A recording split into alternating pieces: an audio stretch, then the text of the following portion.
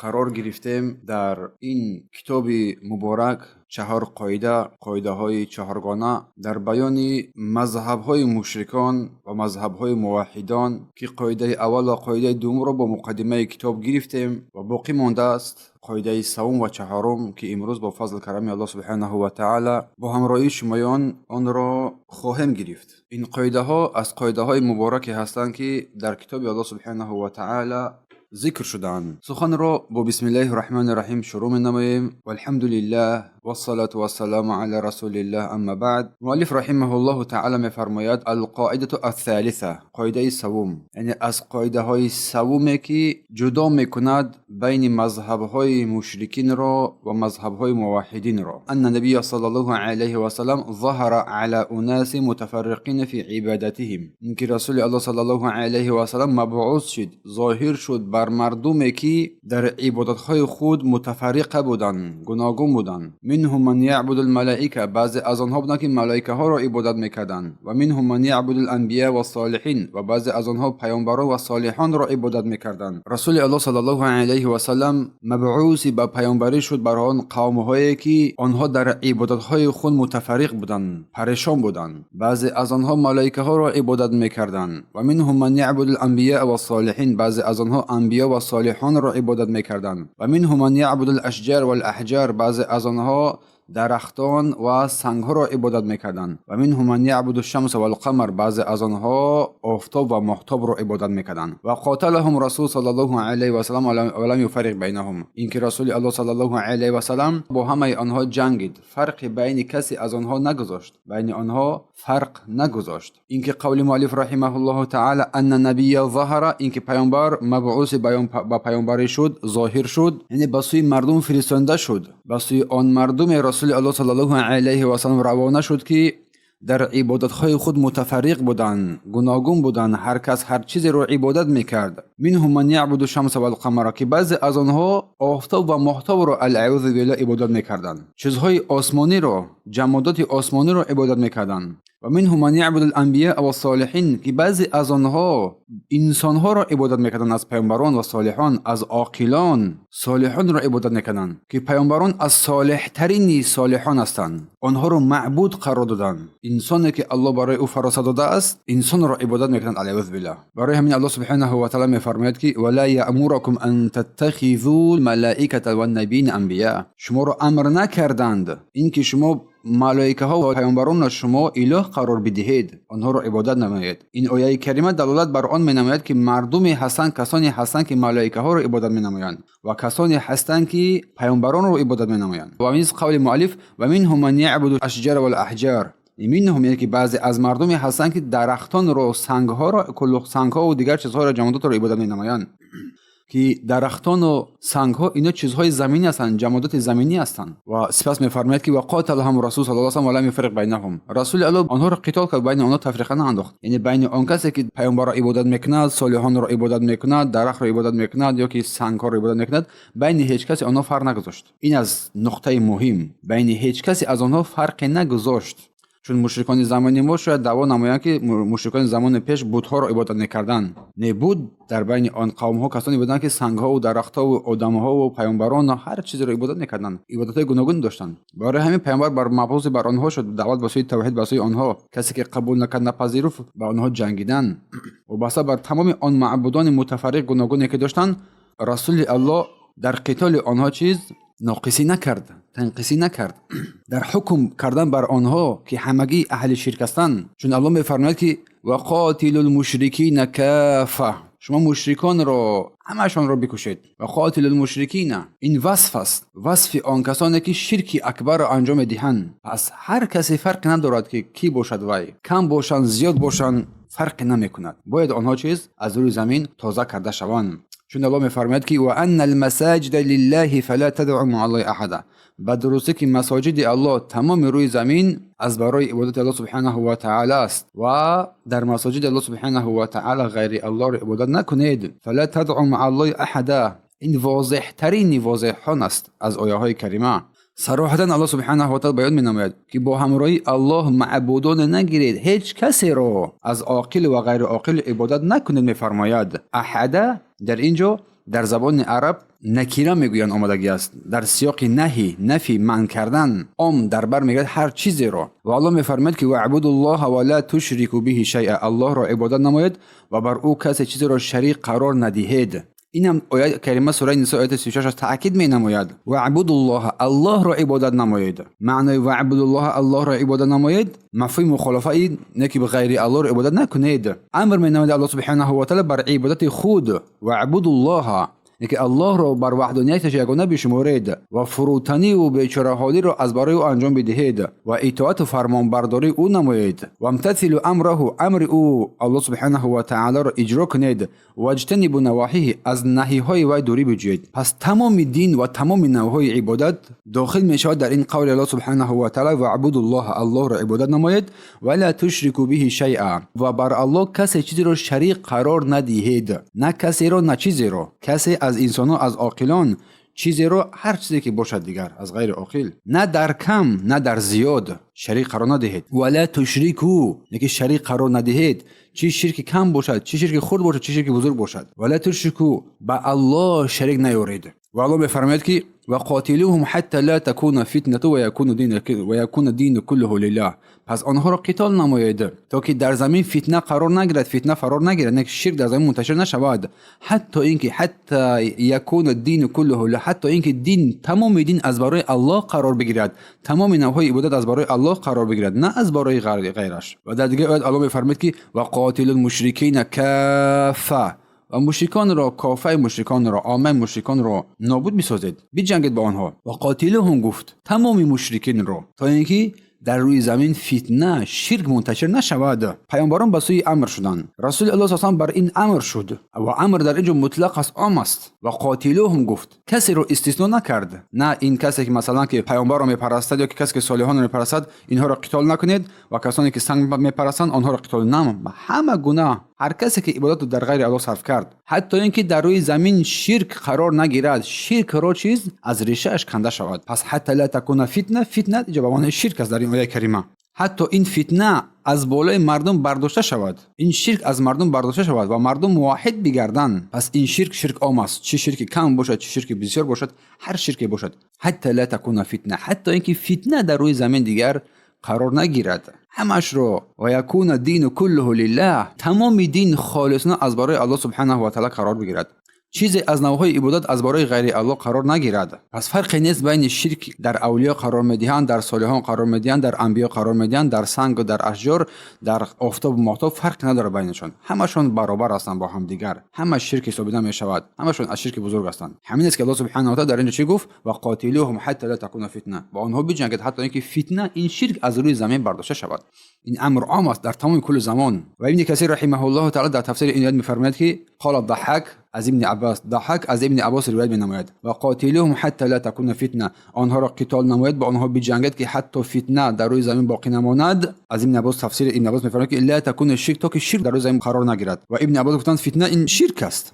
و در قول الله سبحانه و تعالی که و یکون الدین کله لله، و الدین که تمام دین از برای الله قرار بگیرد. ضحاک از ابن عباس روایت می‌نماید که این آیه کریمه خلاصه توحید است. همین آیه کریمه حتی اینکه شرک در روی زمین قرار نگیرد، آنها را با آنها بجنگید، این خلاصه توحید است. و یکون الدین، که دین الله، دین به معنی عمل است، تمام عملها از برای الله قرار بگیرند، خالصا از برای او. این است راه روش ابن عباس در تفسیر. تمام عبادت، تمام اوامر باید از برای الله قرار بگیرند. هر چیزی که الله در قرآن امر کرده است از برای الله قرار بگیرد، نه از برای غیرش. پس در اینجا تفسیر کرد این آیه کریمه رو با توحید. ایاک نعبد میگن در سوره فاتحه، تنها تو رو عبادت میکنیم، یعنی تنها تو رو یگانه میشمریم، تمام نوعهای عبادت رو از برای تو انجام میدهیم، از تو میترسیم، به سوی تو رجوع میکنیم ای پروردگار ما. و همچنین در سوره ذریات الا لیعبدون است، مگر تو رو عبادت مینماییم، تنها تو رو عبادت مینماییم. و ما خلقت الجن والانس الا لیعبدون، من جن انسان را آفریدم مگر از برای عبادت، مگر اینکه من رو عبادت نمایند، تنها من رو در توحید یگانه بشمارند. حتی لا تکون فتنه، حتی اینکه فتنه قرار نگیرد، که فتنه برپا نشود و دین از برای الله سبحانه و تعالی قرار بگیرد. ایرا ابن عباس به معنای توحید تفسیر کردن، که دین خالصانه از برای الله، توحید خالصانه از برای الله قرار بگیرد.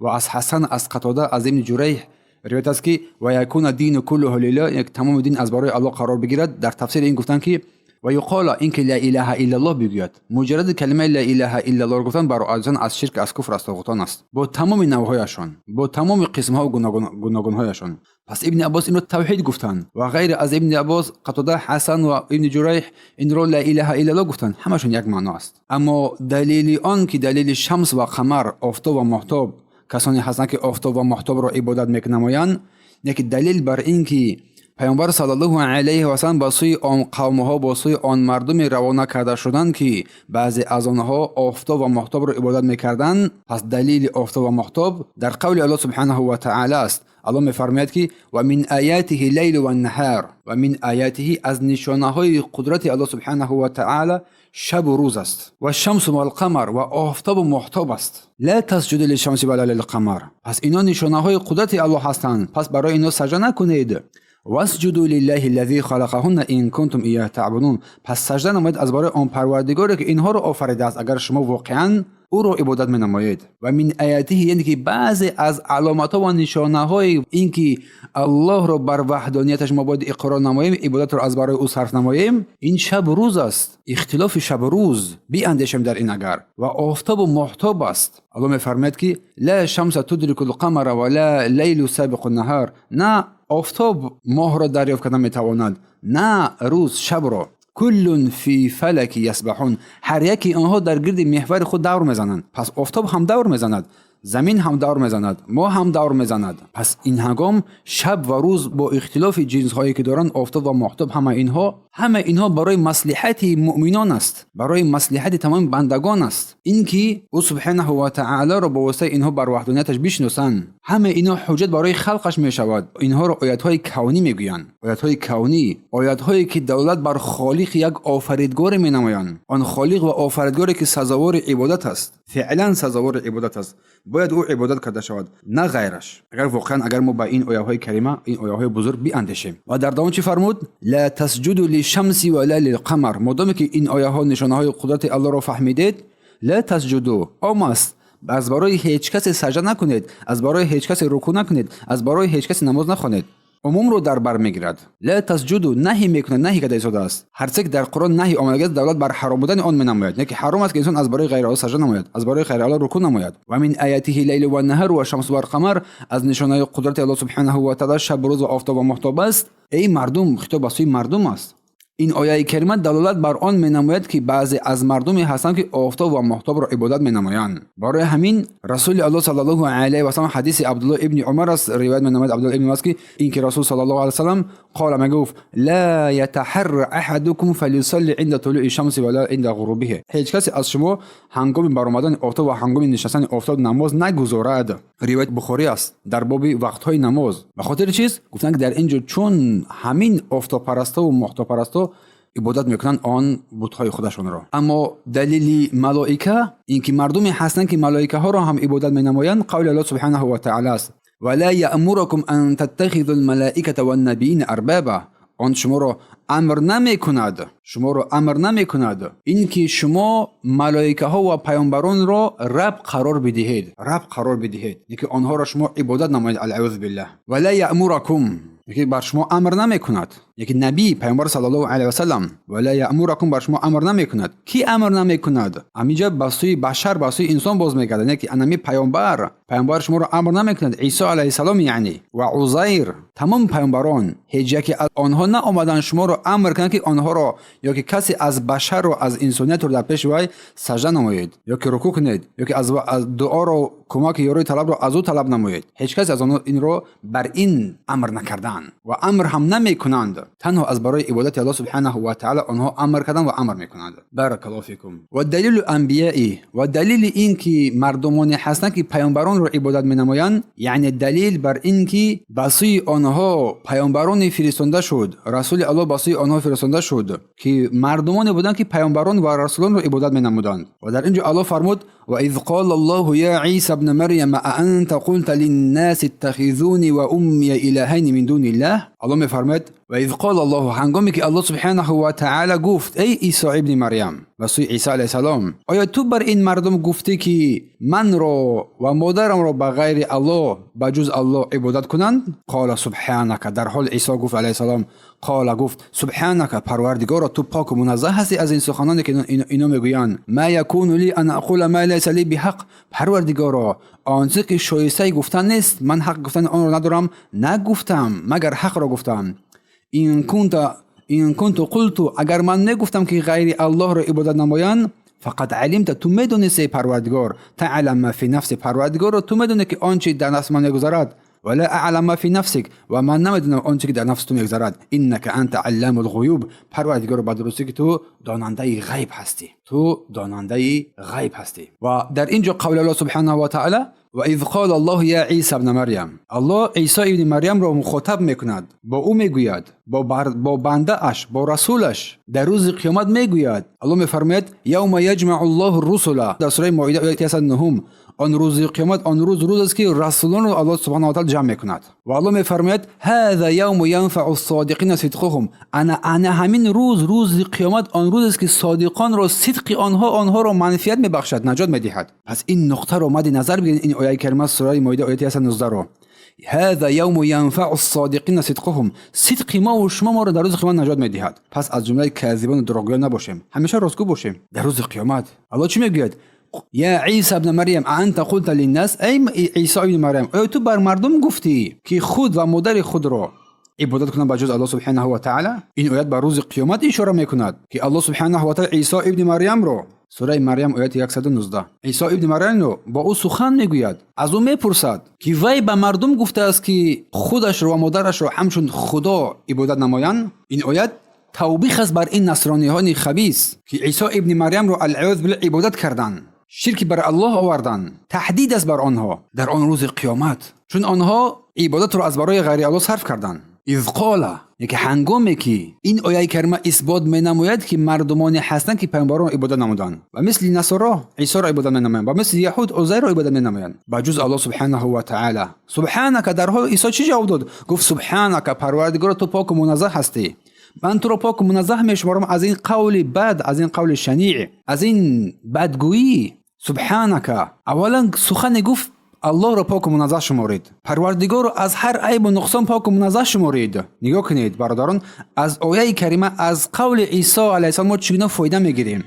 اولین چیزی که تو میشنوی یگان سخن بد رو نسبت الله سبحانه و تعالی، نسبت کلام او. سبحانك، تو الله رو در حال پاک و منزه میشماری. چگونه که امروز از جهمی ها، از اشعری ها، از معترض ها الله سبحانه و تعالی را در صفاتش نقص میشمارند، صفات الله سبحانه و تعالی را انکار میکنند. میگوییم که سبحانك، تو پاک و منزه هستی از آن چیزی که این مخالفین میگویند، از آن چیزی که این اهل بدعت، اهل ضلالت میگویند. عیسی علیه السلام از نفس خود دفاع نکرد، بلکه اولین کاری که انجام داد چی گفت؟ سبحانك، خودش رو پاک منزه شمارید. برای همین در همه حالت انسان اولین کاری که انجام میده باید از دین دفاع کند، نه از نفس خود. سپس نفس خود. سبحانك، از خالق اولین کاری کرد، از خالق دفاع کرد، دفاع از خالق رو مقدم گذاشت، از دفاع از خودش دیده، از مخلوقان ده. ما یکون لی ان اقول ما لیس لی بحق، سپس از خودش دفاع کرد، گفت پروردگار آنچه که شایسته گفتن است من نمیگویم، این رو حقی رو ندارن. تعلم ما فی نفسی، تو میدونی آنچه که در نفس من میگذرد. ای رب، ای پروردگار، چون تو داننده غیب هستی. ولا اعلم ما فی نفسی، آنچه که در نفس تو میگذرد من نمیدونم. در اینجا اثبات صفت الله سبحانه، صفت نفس است همچنین آیه کریمه. سپس دلیل صالحان، یعنی دلیل بر این که پیامبر به سوی کسانی فرستاده شد که آنها صالحان را عبادت میکردند، عبادت را از برای غیر الله صرف میکردند. اولیاء گفته مثلا بعضی شیخ‌ها و اولیاء میگن مثلا با این معنی برآمدگی هستند، صالحان و پاکدامنان پر از این گونه گمراهان. پس دلیل بر این که کسانی هستند که عبادت می‌نمایند اما عبادت‌های آنها باطل به اساس است. الله می‌فرماید که اولئک الذین یدعون یبتغون الی ربهم الوسیله ایهم اقرب و یرجون رحمته و یخافون عذابه. آنهایی که مردم آنها را می‌خوانند و آنها را عبادت می‌کنند، از برای آنها رکوع، سجده و عمل‌های غیر ناجایز را انجام می‌دهند، دعا و کمک و مدد یاری، آنها خود خود آنها، کسانی که آنها را عبادت میکنند، خود آنها از پی وسیله و نزدیکی با سوی پروردگار هستند. میخواهند با پروردگار با هر وسیله نزدیک شوند. آنها سبقت میکنند در کارهای خیر برای نزدیک شدن با سوی پروردگار و آنها بر رحمت او سبحانه و تعالی امید دارند. یعنی آن کسانی که این مردم آنها را عبادت میکنند، اعوذ بالله، الصالحان. پس اولئک الذین یدعون، آنها هستند که دعا میکنند، یبتغون، که طلب میکنند، اولئک الذین یدعون یبتغون الی ربهم وسیله، آنهایی که مردم آنها را میخوانند و عبادت میکنند خود از پی وسیله نزدیکی به سوی پروردگار هستند تا ببینند کدام از آنها به الله سبحانه و تعالی نزدیک میشود. همه آنها از صالحان، آنها تلاش آنها چی بود؟ به الله نزدیک شدن بود. نه که اینها تلاش اینهایی که صالحان را عبادت می‌نمایند، اینها از الله دور شدن است، نه به الله نزدیک شدن. یطلبون وسیله، نه که طاعت با طاعت عبادت با پروردگار نزدیک می‌شدند. تمام نوع‌های عبادت ها را به ازبار الله روانه می‌کردند و یرجون رحمته و از رحمت او سپس امیدوار بودند. نگاه کنید چقدر مهم است اینجا. اول طاعت عبادت میکردند، با طاعت عبادت یبتغون وسیله، یعنی که با پروردگار با طاعت عبادت راههای نزدیک شدن با پروردگار جستجو میکردند و سپس و یرجون رحمت و رحمت امید رحمت او داشتند و یخافون عذاب و از عذاب او میترسند. همچنین تلاش میکردند تا که به پروردگار نزدیک شوند. پس اینها هستند که چیز به پروردگار وسیله میجویند با اعمال نیکشان. اما آنها باشند، اینها باشند، این صالحان، این نیکوکاران را اعوذ بالله وسیله شرکی و باطل قرار دادن رسیدن به سوی پروردگار که هرگز نمیرسند، بلکه به سوی جهنم میرسند. الی ربهم وسیله، اینها را وسیله قرار دادن، اینها را عبادت کردند. پس نجا کلمه یدعون به معنی آن است که مردم صالحان را میخوانند و آنها را وسیله قرار میدهند تا به الله نزدیک شوند. اما این آیه کریمه نشان میدهد که خود صالحان، مثلا عیسی یا که عزیر و دیگر از صالحانی که هستند، هر کسی که باشد، در تلاش نزدیک شدن هستند به پروردگار با عبادت، با اخلاص. از ابن عباس، از مجاهد گفتند که این آیت به عیسی و عزیر اشاره شده است. پس خلاصه کلام استفاده بردن صالحان همچون وسیله به معنای این که آنها را عبادت نمایی، از آنها دعا و کمک یاری بجویی، اما این شرک و کفر و باطل زلالت است. و وسیله در این آیه کریمه به معنای اطاعت و فرمانبرداری از اوامر الله سبحانه و تعالی است، نه اینکه این گمراهان، این جاهلان میگویند. پس دلیل اشجار و الاحجار، دلیل درختان و سنگان، الله میفرماید که افرأیتم اللات والعزى و منات الثالثه الاخرى. افرأیتم میگه آیا ندیدید لات و عزی را و منات را که سیومین آنهاست. در سوره نجم آیه 19 و 20. در استفهام است، سوالی است از برای انکار عملهای آنها. این سه طاغوت بزرگی که از طاغوت‌های عرب بودن، لات و عزی و منات. افرأیتم، آیا ندیدید؟ این آیه کریمه دلالت بر آن می‌نماید که آنها سنگ‌ها را عبادت می‌کردند، درخت‌ها را عبادت می‌کردند. افرأیتم، آیا ندیدید؟ این آیه کریمه که در اینجا ذکر می‌شود به این معنا گفته می‌شود که این خدایانی که شما به غیر الله عبادت می‌نمایید، از سنگان، درختان و غیره، آیا با سوی اینها وحی می‌شود چون یک با سوی پیامبران وحی می‌شود؟ البته که نه. ابن جبیر رحمه الله تعالی میگوید که العزى یک سنگ سفید است، یک سنگ سفید است که کانوا یعبدونه، این که او را عبادت میکردند. ولات از برای ثقیف بود در مکه، و عزی از برای قریشی ها و بنی کنانه بود، و منات از برای بنی هلال بود. قبیله ها بگیم، این نام قبیله ها هستند. آنها را عبادت میکردند الاعوذ بالله. برای همین اینجا کلمه افرأیتم اومد، یک نوع پرسش انکاری است و سرزنشی است که به معنای تاکید بر باطل بودن عبادت بت‌ها است. این آیت سه طاغوت بزرگ عرب ها را در جاهلیت بیان می نماید. لات بوته که در قبیله ثقیف قرار داشت و عزی سنگ سفیدی که در قریشان و بنی کنانه میگویند آن را عبادت میکردند، طوری که از جبیر روایت است. و منات باشد یک بوته بود که در بنی هلال، از قبیله هلال بود، آن را عبادت میکردند. پس این آیه کریمه مردم را از عبادت بت‌ها و سنگ‌ها و درخت‌ها منع میسازد و میگوید که آیا آن گونه وحی که بر پیامبران رسولان فرستاده شد، آیا برای این بت‌های شما وحی فرستاده شد که شما اینا را عبادت میکنید؟ مانند وحی محمد صلی الله علیه و سلم بر آنها تاکید مینماید، انکار میکنه بر آنها. و سپس در اینجا دلیل دیگر حدیث ابی واقد اللیثی رضی الله عنه را میآورد. حدیث ابی واقد اللیثی رضی الله عنه را میآورد. ابو واقد یک صحابی جلیل است، اسمش حارث ابن مالک است و گفته شد که عوف ابن مالک یا که عوف ابن حارث که در سال 86 از هجرت پیامبر صلی الله علیه و آله وفات کرده است.